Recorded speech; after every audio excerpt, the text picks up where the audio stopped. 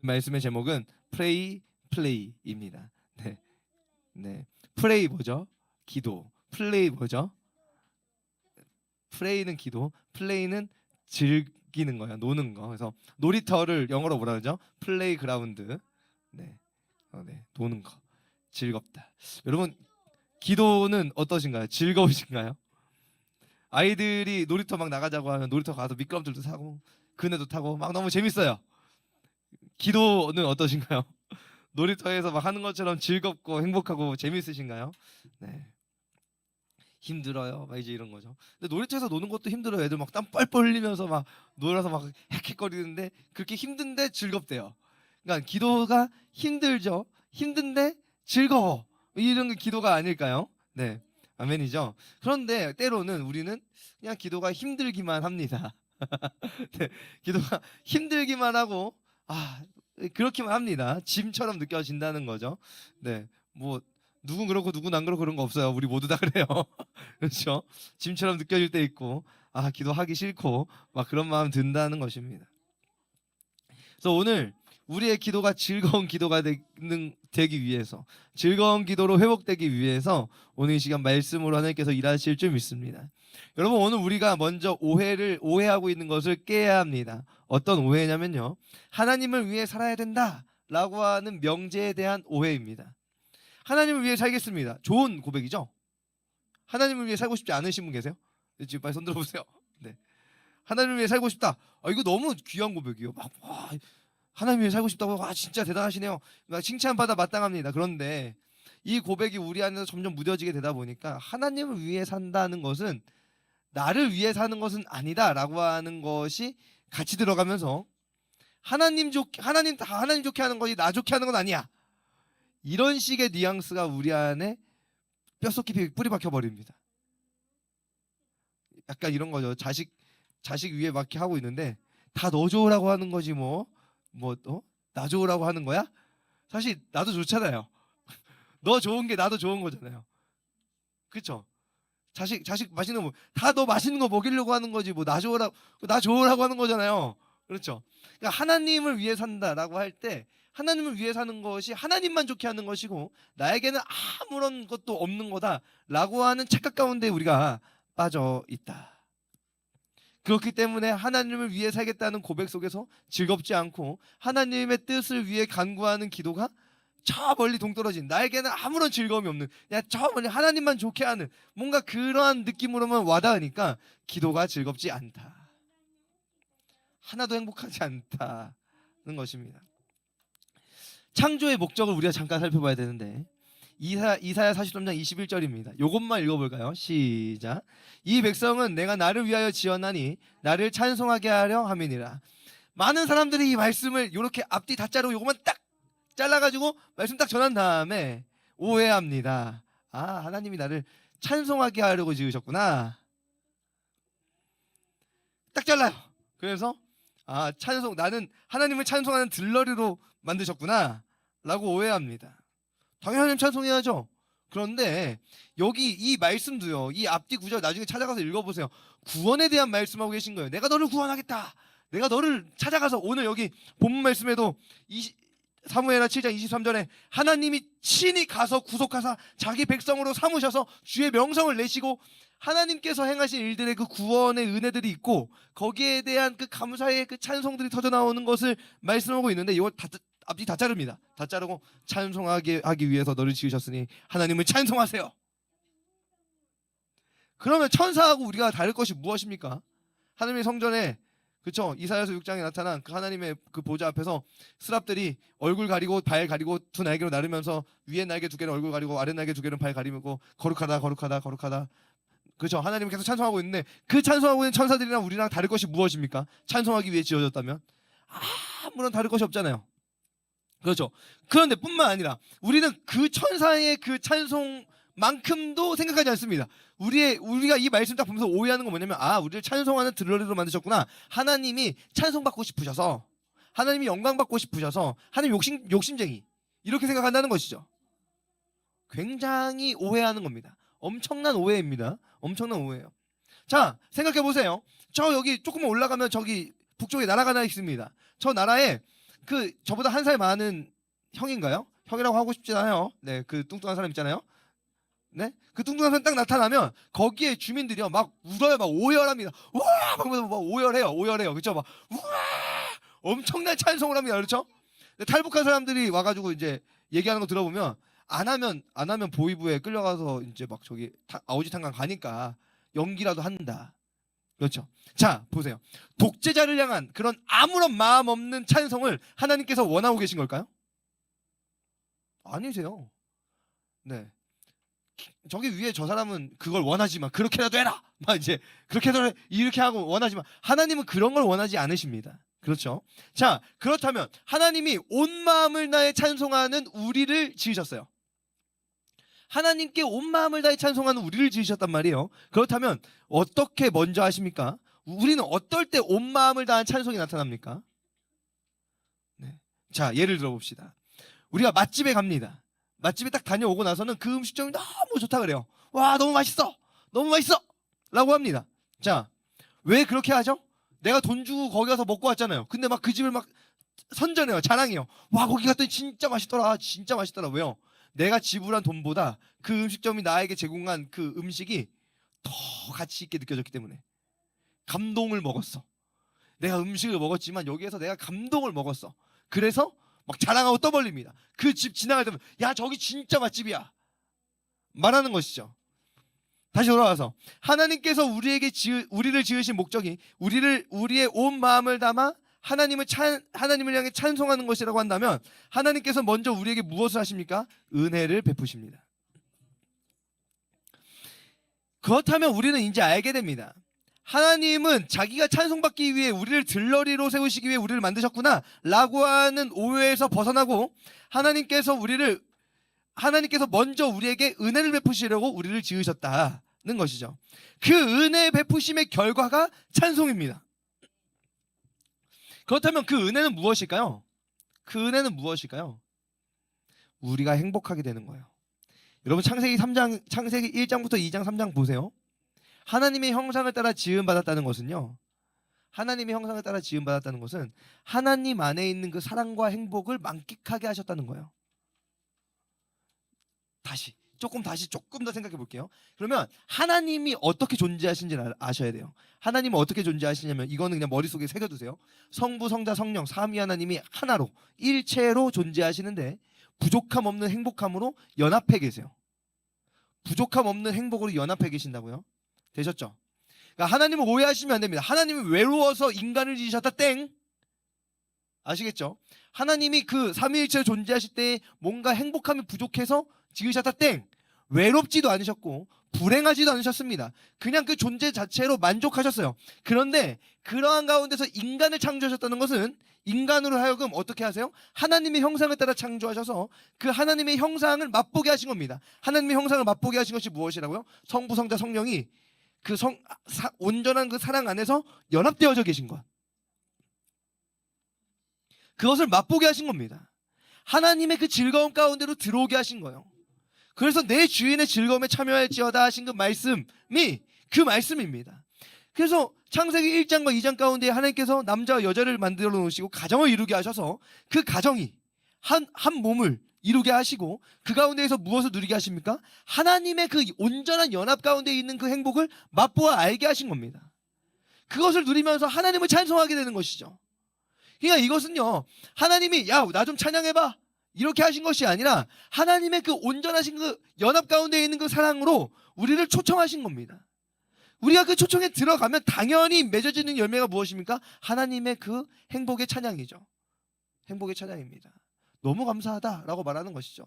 그러니까 부모님이 여기다가 이제 이렇게 엄청 맛있는 걸 만들어 놓고 다른 사람들 초청합니다. 초청해서 드세요 라고 하면 그걸 먹고 사람들 생각하고 우와 진짜 맛있다, 나를 불러주셔서 너무 감사합니다 라고 말하게 되는 것이죠. 우리는 그들을 먹이려고 불렀고 이들이 먹고 나서는 찬양이 넘쳐난다는 것을 우리는 기억해야 됩니다. 그러므로 오늘 말씀 속에서 다윗도 하나님 은혜 앞에 서게 될 때에 즐거운 기도를 회복하게 되었습니다. 오늘 우리도 그와 같은 은혜를 누리게 되기를 간절히 소망합니다. 극심한 스트레스 생활, 도망자의 삶이 끝나버렸습니다. 드디어 블레셋과의 전투에서 사울은 자결하고요, 요나단도 죽임을 당합니다. 사울의 아들 이스보셋이 왕이 되지만 점점 그 세력은 약화됩니다. 결국 이스보셋이 자기 부하들에게 암살을 당하게 되고 다윗은 결국 온 이스라엘의 왕으로 등극하게 되죠. 이후에 다윗은요, 사울이 어지럽혀 놓았던 이스라엘 나라를 정상화시킵니다. 하나하나 정상화시킵니다. 계속 이스라엘을 괴롭히던 블레셋과의 전투에서 완승을 거두고요, 하나님의 궤도 다윗성으로, 시온 산성을 점령한 이후에 다윗성으로 하나님의 궤를 옮겨옵니다. 모든 것이 순조롭습니다. 물론 하나님의 궤를 옮겨올 때 잠깐의 문제가 있었지만 그럼에도 불구하고 그것들을 다 이제 해결합니다. 모든 것이 순조롭게 잘 정리가 되고 있습니다. 이러한 가운데에서 다윗이 어떠한 마음이 들었는지 본다면 오늘 본문에 있던 사무엘하 7장 본문의 1절입니다. 1절부터 3절 다윗이 이러한 마음이 들게 됩니다. 읽어보겠습니다. 시작. 여호와께서 주위의 모든 원수를 무찌르사 왕위로 궁에 평안히 살게 하신 때에 왕이 선지자 나단에게 이르되 볼지어다 나는 백향목 궁에 살거늘 하나님의 궤는 휘장 가운데 있도다. 나단이 왕께 아뢰되 여호와께서 왕과 함께 계시니 마음에 있는 모든 것을 행하소서 하니라. 그렇게 다윗은 무언가 자신의 힘으로 이제 하나님의 나라 이스라엘을 세워나가고 있다는 생각을 하게 된 듯합니다. 직접적이진 않더라도 그러한 마음이 중심에 생겨난 것 같습니다.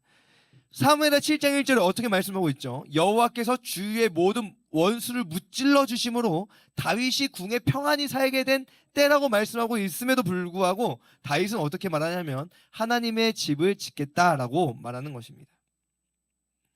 이것이 하나님을 향해 나쁜 마음을 먹은 것이라고 할 수 없습니다. 왜요? 너무 하나님을 생각하는 마음이잖아요. 그런데 그 하나님을 생각하는 마음 가운데 하나님의 뜻에 맞지 않는 중심이었으면 틀림이 없다는 것입니다. 무엇이냐면 하나님의 집을 짓겠다는 것이죠. 하나님의 집을 짓겠다. 여기에서 명확하게 정말 세미하게 어긋나 있는 그 다윗의 중심을 하나님께서 콕 집어주십니다. 사무엘하 7장 5절 읽어볼까요? 시작. 가서 내 종 다윗에게 말하기를 여호와께서 이와 같이 말씀하시되 내가 나를 위하여 내가 살 집을 건축하겠느냐? 라고 물어보시는 겁니다. 하나님께서 그로 평안히 궁에 살게 하셨는데 다윗이 하나님께서 살 집을 짓겠다. 그러니까 하나님이 나에게 이렇게 평안하게 살게 하셨으니 나도 하나님이 평안하게 살 수 있는 집을 지어드릴게요 라고 하는 고백이란 겁니다. 그래서 나중에 솔로몬이 성전을 짓고 난 후에 뭐라고 고백합니까? 이 성전이 하나님을 담아낼 수 있습니까? 담아낼 수 없습니다 라고 고백하는 것이죠. 네, 그 어떤 것도 하나님을 담을 수 없습니다 라고 고백하는 겁니다. 그러니까 이 말씀하신 거예요. 내가 살 수 있는 집을 만들겠다고? 야, 착각하지 마라. 제가 어떤 분의 어렸을 적 이야기를 들었는데 어렸을 때 나무를 하러 가셨대요. 나무를 하러 갔다가 나무를 막 해가지고 집에 왔더니 그 엄마가 이제 언제 내가 너보고 나무를 하러 갔다 오라 그랬냐고. 네. 저희 어머니가 저희 외할머니랑 살 때 어렸을 때 동생하고 뭐 나무를 해가지고 왔대요. 그랬더니 이제 외할머니가 내가 언제 너보고 나무 해오라고 그랬냐고. 이게 그런 거죠. 그냥 자식은 그냥 부모 그늘 아래에서 맛있는 거 해주면 맛있는 거 먹고 맛있어요. 그리고 거기 안에서 공부할 거 공부하고 자기 거 하면 됩니다. 그렇죠? 나가서 막 돈 벌어 오겠다고 막 다 돈 벌어 오면 어느 부모가 행복해합니까? 행복한가요? 네. 지금은 그죠. 지금 그렇지만 네. 이 무열이가 나가가지고 공부 안 하고 나가서 돈 벌어 오겠다고 막 가가지고 아르바이트 하겠다고 그러면 어떤 부모가 행복해 하겠냐는 거죠. 그렇죠? 그냥 부모가 맛있게 라면 끓여주면 라면 맛있게 먹고 너무 좋아요 하면 되는 거예요. 내가 아빠를 위해서 내가 돈을 벌어 올게요. 네, 하나도 행복하지 않습니다. 이게 그런 겁니다. 하나님이 그 말씀하시는 거예요. 착각하지 마. 한낱 피조물이 어찌 모든 만물의 창조주를 담아내는 집을 지을 수 있단 말입니까? 그 말도 안 되는 다윗의 고백을 하나님이 명확하게 짚어내시는 겁니다. 그리고 다시 말씀하십니다. 어떻게 해요? 사무엘하 7장 16절 읽어보실까요? 시작. 내 집과 내 나라가 내 앞에서 영원히 보존되고 내 왕위가 영원히 견고하리라 하셨다라. 내가 너의 왕위를 견고하게 하고 너의 집과 너의 나라를 영원히 견고하게 하겠다. 하나님께서 다윗을 위해 앞으로도 행하실 것이라고 말씀하십니다. 물론 다윗이 전쟁에도 참여하고 힘껏 싸우고 하였지만, 그러나 그것 가운데 맺어지는 그 평안이라고 하는 열매는요, 하나님께서 허락하여 주신 것임이 틀림이 없습니다. 여러분, 오늘 우리는요 착각하지 말아야 됩니다. 내가 이 개척교회를 하나님 앞에 세워드려야지. 이 말은요 반은 맞지만 반은 틀린 것입니다. 우리가 힘을 다해 교회로 모여 헌신하고 예배하지만 이 교회를 세워가시고 우리를 세워가시는 분은 하나님이십니다. 아멘이시죠? 그렇다면 이 은혜 앞에서 다윗은요 즐거운 기도가 회복되어집니다. 그 즐거운 기도의 첫 번째가 무엇이죠? 따라해 보실까요? 나는 누구이오며. 네. 오늘 본 말씀 사무엘하 7장 18절 읽어보실까요? 시작. 다윗이 여호와 앞에 들어가 앉아서 이르되 주 여호와여 나는 누구이오며 내 집은 무엇이기에 나를 여기까지 이르게 하셨나이까. 다윗의 그 즐거운 기도가 터져 나오게 되는데 그 기도의 시작은 바로 회개였습니다. 나를 고백하는 회개입니다. 주 여호와여 나는 누구이오며 내 집은 무엇이기에. 다윗의 그 여태까지의 걸음을 보세요. 기름 부음 받을 때에도 부모에게 제대로 인정받지 못했던 다윗입니다. 골리앗을 죽이고도 나라의 공을 세우고도 도망자 신세를 면치 못했던 아무런 보잘것없는 집안의 형편이었습니다. 그러한 자가 도대체 무엇이기에 만군의 여호와 온 만물의 창조주께서 나를 이토록 생각하신단 말입니까? 라고 하는 고백이 터져 나오는 겁니다. 그리고 우는 겁니다. 여러분, 회개란 말입니다. 은혜 앞에서 시작하는 겁니다. 아, 내가 회개해야지 한다고 회개가 나오는 게 아닙니다. 회개는요 하나님의 은혜를 고백하게 될 때 회개가 나오게 됩니다. 주 여호와여 나는 누굽니까? 도대체 내 집이 무엇이기에 이렇게까지 하십니까? 라고 물어보게 될 때 회개가 나는 사실입니다. 기억하세요. 이 감사의 찬송, 이 회개의 찬송은 은혜로부터 시작한다. 기억하셔야 합니다. 그렇게 다윗의 간구가 바뀝니다. 사무엘하 7장 27절 29절입니다. 함께 읽어볼까요? 시작. 만군의 여호와 이스라엘의 하나님이여 주의 종의 귀를 여시고 이르시기를 내가 너를 위하여 집을 세우리라 하셨으므로 주의 종이 이 기도로 주께 간구할 마음이 생겼나이다. 주 여호와여 오직 주는 하나님이시며 주의 말씀들이 참되시니이다. 주께서 이 좋은 것을 주의 종에게 말씀하셨사오니 이제 청하건대 종의 집에 복을 주사 주 앞에 영원히 있게 하옵소서. 주 여호와께서 말씀하셨사오니 주의 종의 집이 영원히 복을 받게 하옵소서 하니라. 다윗의 간구가 완전히 바뀝니다. 내가 하나님의 집을 짓겠습니다. 아니고 하나님의 그 은혜가 오늘도 내게 임하게 하옵소서라고 하는 고백으로 나아갑니다. 내가 이스라엘을 견고히 세우겠습니다. 아니었죠. 내가 하나님의 나라를 세우겠습니다. 아니었죠. 하나님 나를, 하나님 나의 집을, 하나님 이 이스라엘을 하나님 앞에 영원히 있게 하옵소서. 그렇게 기도했습니다. 창조하실 때에 온전한 사랑으로 연합하여 계시는 삼위일체 하나님 안에 있는 즐거움으로 초대하셨습니다. 그 은혜를 다시 누리게 하시는 약속을 주신 겁니다. 어떻게요? 내가 너의 집을 세울 거야. 내가 너의 씨로 말미암아 세울 거야. 그 씨가 누구시죠? 예수 그리스도이십니다. 그래서 사무엘하 7장은요 소금 언약이라고도 합니다. 아브라함에게 하신 창세기 12장 1절에 있는 언약, 굉장히 중요한 언약이지만 또 하나의 언약 사무엘하 7장 소금 언약입니다. 그래서 마태복음 1장에 아브라함과 다윗의 자손 예수 그리스도의 계보라 라고 하는 것입니다. 이 사무엘하 7장은요 너무나도 귀한 말씀입니다. 네. 하나님은요 우리의 노동력을 착취하는 악덕 사장님이 아니십니다. 우리를 사랑으로 보듬으시는 아버지이시죠. 아멘이시죠. 여러분, 오늘 우리의 기도는요 이제 더욱 새로워져야 합니다.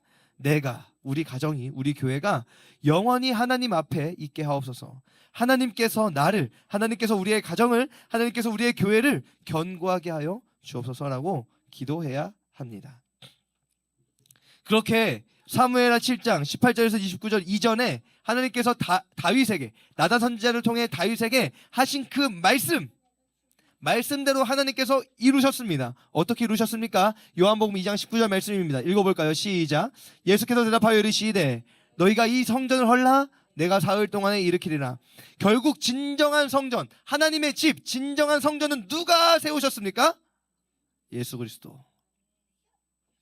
그리고 우리가 요한계시록을 함께 말씀을 나누면서 하나님의 나라가 이루어졌을 때 성전을 찾아봤더니 성전이 있었습니까? 없었습니까? 눈에 보이는 성전은 없었습니다. 왜요? 하나님과 그의 어린 양 예수 그리스도가 친히 성전이 되셨기 때문입니다. 아멘이시죠? 그러므로 우리는 하나님 앞에 선다는 것이 무엇이죠? 진정한 성전 안에 거하고 있다는 것입니다. 진정한 성전 안에 있다는 것입니다. 그런데 그 진정한 성전 되신 그 하나님 앞에 다윗과 다윗의 가정과 다윗의 나라가 세워져 있는데 오늘 우리도 그 성전 앞에 서 있습니다. 어떻게요? 고린도전서 3장 16절 읽어보실까요? 시작. 너희는 너희가 하나님의 성전인 것과 하나님의 성령이 너희 안에 거하시는 것을 알지 못하느냐. 오늘 믿음을 고백하고 있는 우리 안에 성령님이 거하신다는 것은 이러한 무게입니다. 그냥 하나님 뭐 내 안에 계신데 이 정도로 가볍게 여길 것이 아니란 사실입니다. 성부, 성자, 성령이 하나로 연합해 계시는데 그 하나로 연합하는 그 놀라운 은혜는 성령께서 일하시는 것입니다. 아멘이죠? 요한복음 17장을 읽어보세요. 성령께서 아버지와 아들의 그 사랑의 연합을 이루어 가십니다. 성령의 매는 줄로 하나 되게 하십니다. 삼위일체의 그 연합의 그 완전한 행복이 그렇게 이루어지고 있는데 그 완전한 행복을 이루게 하시는 그 성령께서 누구에게 임하셨대요? 오늘 저와 여러분에게 임하셨대요. 그렇게 하나님의 완전한 그 존재의 그 사랑을 오늘 우리에게도 맛보게 하시고 그 하나님의 그 완전한 사랑 안에 접붙여 주셨다는 겁니다. 이러한 무게가 보여져야 합니다. 그러므로 우리가 성전 되어졌다는 것, 하나님 앞에 서 있다는 것, 하나님만 누리고 계신 것이 아니라 오늘 우리에게 그것도 맛보게 하신다는 것, 그것을 통해서 우리는 하나님을 찬송하게 됩니다. 그렇게 우리는 즐거운 기도를 올려드리게 되죠. 에베소서 2장 12절 14절입니다. 읽어보실까요? 시작. 이는 우리가 그리스도 안에서 전부터 바라던 그의 영광의 찬송이 되게 하려 하심이라. 그 안에서 너희도 진리의 말씀 곧 너희의 구원의 복음을 듣고 그 안에서 또한 믿어 약속의 성령으로 인치심을 받았으니 이는 우리 기업의 보증이 되사 그 얻으신 것을 속량하시고 그의 영광을 찬송하게 하려 하심이라. 창세기 1장 2장 그곳 가운데 하나님께서 하나님의 형상대로 창조하신 우리에게 당연히 나타나야 될 그 찬송이 회복됩니다. 어떻게요? 그리스도 안에서. 이는 우리가 그리스도 안에서 그의 영광의 찬송이 됐는데 그게 언제부터래요? 전부터 바라던. 그게 언제부터입니까? 영원 전부터. 창조하셔서 우리를 지으셔서 그 우리의 지으신 목적 그대로의 그 찬송을 회복하게 하시는 겁니다. 그리스도 안에서. 그리스도 안에서 진리의 말씀 안에서 그 복음을 듣고 하나님 앞에 서는 그 삶으로 된다는 사실이죠. 오늘 우리가요 이제 성찬을 앞에 두고 있습니다. 이 성찬 그냥 보시면 안 되고 어떻게 봅니까? 내게 베푸신 은혜를 보아야 합니다. 다윗이 내가 무엇이기에 나의 집안이 무엇이기에 주께서 이렇게까지 나에게 말씀하십니까? 라고 하는 질문이 오늘 우리는 이 성찬을 대하면서 나와야 됩니다. 도대체 내가 무엇이기에 주께서 이렇게까지 하십니까? 2000년 전 십자가에서 죽으신 그 은혜가 오늘도 나에게 흘러오고 있는데 어째서 계속해서 그 은혜를 나에게 허락하신다는 말입니까? 라고 하는 그 고백으로 나아가야 하고 그것이 나에게 주어질 때에 그럼에도 불구하고 이 은혜를 베푸시는 그 하나님의 은혜에 너무나 감사하면서 맞습니다 하나님, 오늘도 내가 그 은혜 앞에 있게 하시옵소서. 오늘도 내가 우리의 가정이 이 은혜 앞에 있게 하시옵소서. 오늘 우리의 교회가 이 은혜 앞에 오늘도 있게 하시옵소서 라고 하는 고백으로 나오게 된다는 사실입니다. 범죄하여 타락한 존재가 되었더니 나의 모든 죄를 대신 담당한 십자가에 달려 죽으셨습니다. 이 모든 것은 우리에게 그 사랑, 그 기쁨, 그 행복을 함께 누리는 존재로 세우시고자 하는 하나님의 은혜입니다. 하나님의 목적은 거기에 있습니다. 그런데 그것을 받게 될 때에 우리는 하나님을 찬송하지 않을 수 없는 것이죠. 이 시간 우리도 다윗처럼 하나님의 사랑을 깨달아 내 오만함을 내어 던져버리게 되기를 축복합니다. 내가 뭘 할 수 있어? 하나님을 위해 내가 뭘 하는 거야? 맞는데 그게 아닙니다. 그 사랑 앞에서 진정한 회개와 감사의 찬송이 올려드려지는 우리가 되기를 주님의 이름으로 축복합니다. 아멘. 기도하겠습니다.